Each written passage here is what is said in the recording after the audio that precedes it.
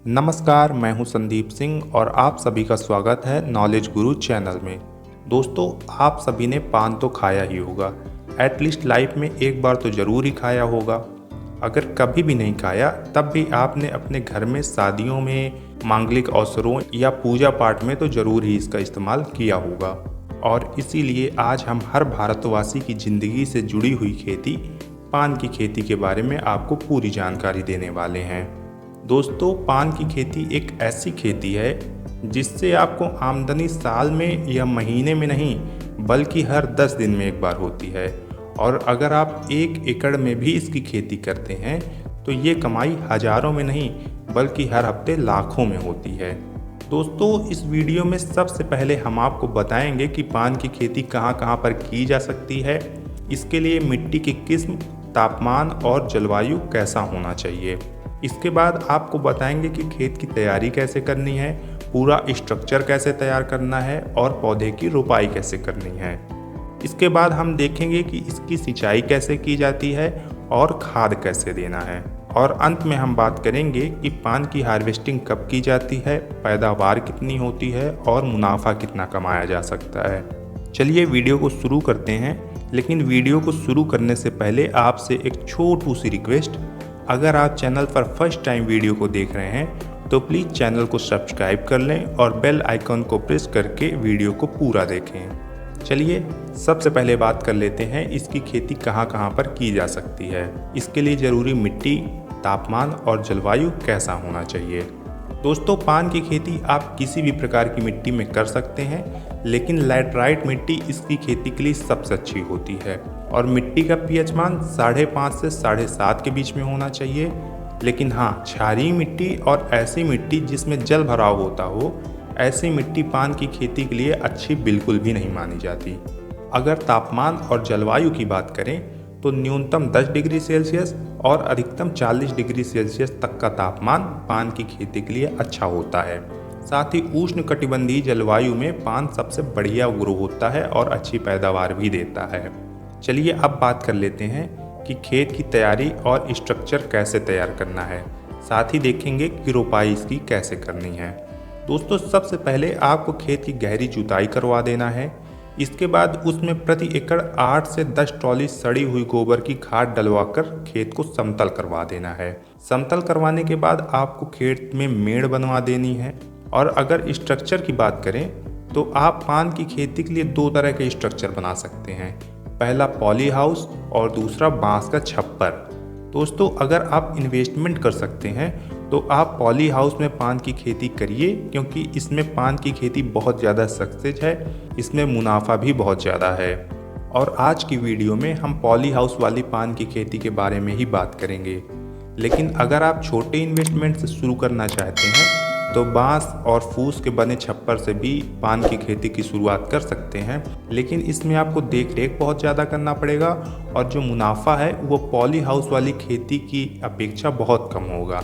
इसके बारे में हम किसी और वीडियो में बात करेंगे। फिलहाल हम बात करेंगे पॉली हाउस में होने वाली पान की खेती के बारे में। दोस्तों, पॉली हाउस तैयार होने के बाद मेड़ों पर आपको पौधे से पौधे के बीच की दूरी 2.5 फीट रखते हुए अपनी चुनी हुई वैरायटी के, जो आपने वैरायटी चुनी है, उसके पौधे की रोपाई कर देनी है।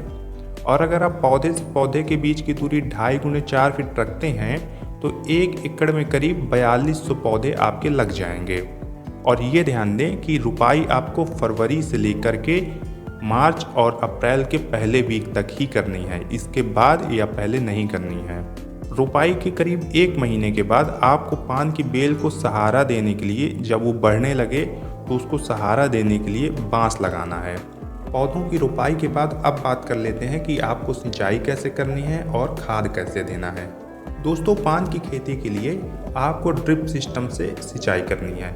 और ड्रिप सिस्टम से आपको हर दूसरे दिन करीब 10 मिनट तक पौधों को पानी देना है।